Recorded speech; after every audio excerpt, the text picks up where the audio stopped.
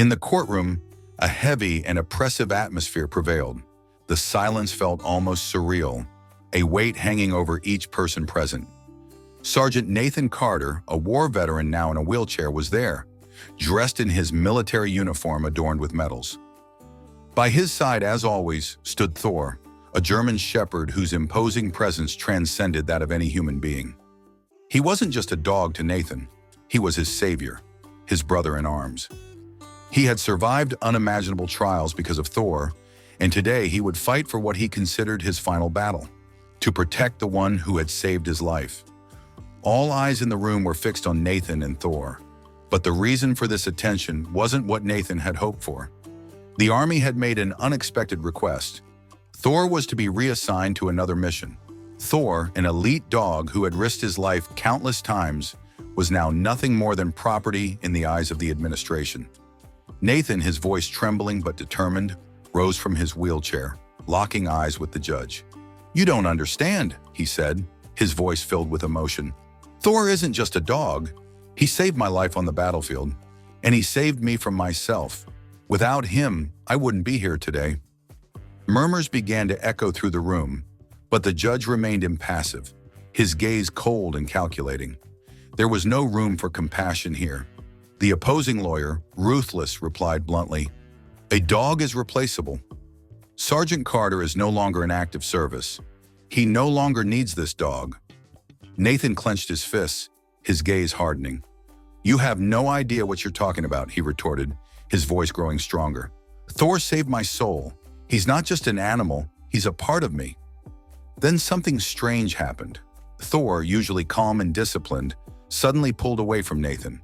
With an unusual determination, he walked toward the judge's desk. His bark pierced the silence, a deep, threatening sound that sent a chill through the entire courtroom. Nathan called his dog desperately, but a part of him already knew what was happening. Thor had sensed danger. "Thor, come here!" Nathan shouted, but Thor didn't budge, his eyes fixed on something invisible. The judge, visibly annoyed, ordered Nathan to calm his dog, but Thor remained unmoved. "Thor never reacts without reason," Nathan said, his voice calmer but full of authority. "He's more than just a dog. He senses something. There's danger here." A shiver ran through the room as spectators exchanged nervous glances. Thor, still frozen, suddenly turned his head toward the heavy doors of the courtroom. His barks grew more intense, almost desperate, and a low growl rumbled from his throat. Nathan's heart began to pound harder in his chest. Security officers moved closer to the doors, their actions measured. One of them spoke in a low voice. "What's going on?" His colleague pulled out a flashlight and pointed it at the massive doors. A heavy silence fell. Then, without warning, a metallic screech sliced through the air, a strange sound, almost supernatural. Time seemed to stretch as everyone held their breath. Thor began barking again, angrier, more insistent. His eyes remained fixed on the doors. There was danger, a danger that no one else seemed to perceive yet.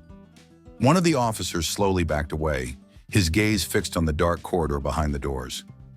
"There's something back there," he murmured, his voice trembling. The tension escalated. The judge, though agitated, slammed his gavel on the bench, trying to restore order, but it was clear no one was listening.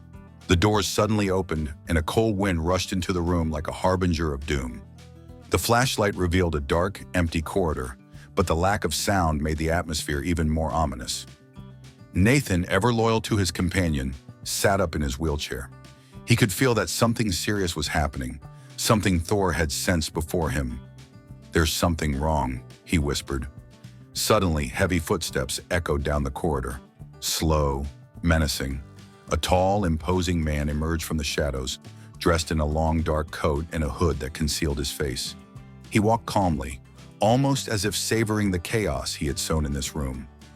The security officers panicked, aimed their guns at him, but he remained unshaken. In a deep voice, he declared, "I don't want to hurt anyone. I'm here for the dog." Whispers intensified among the audience. The tension was palpable.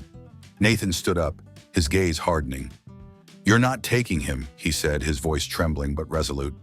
"Thor is my dog. He belongs to me." The man raised his hands in a peace gesture, but his smile was cold. "Sergeant Carter, isn't it?" he asked. I know your story. You and Thor have a special bond, but there are things you don't understand yet. Thor is not an ordinary dog. He has a value far greater than you can imagine. Nathan, his gaze becoming sharper, responded in a calm but cutting voice. You're wrong. Thor is my family, and I won't let you take him. The man, amused by Nathan's determination, shifted slightly. At that moment, two more silhouettes appeared in the shadows, large, muscular, and armed. The room was now filled with palpable threats. A security officer shouted, "You're not authorized here. Leave us alone." But the stranger barely raised an eyebrow, as if the threats had no effect on him. His gaze remained fixed on Thor, as if he knew exactly what the dog represented. "You don't understand," he said in a lower voice. "This dog is a key to something much greater. You have no idea how insignificant you are in this game." Nathan, his voice firm, clenched his fists. "This is my family, and I won't let you take it." A heavy silence settled in the courtroom. What was about to happen now seemed inevitable. The judgment was about to be delivered, but the question remained. How far would Nathan go to protect the one who had saved his life?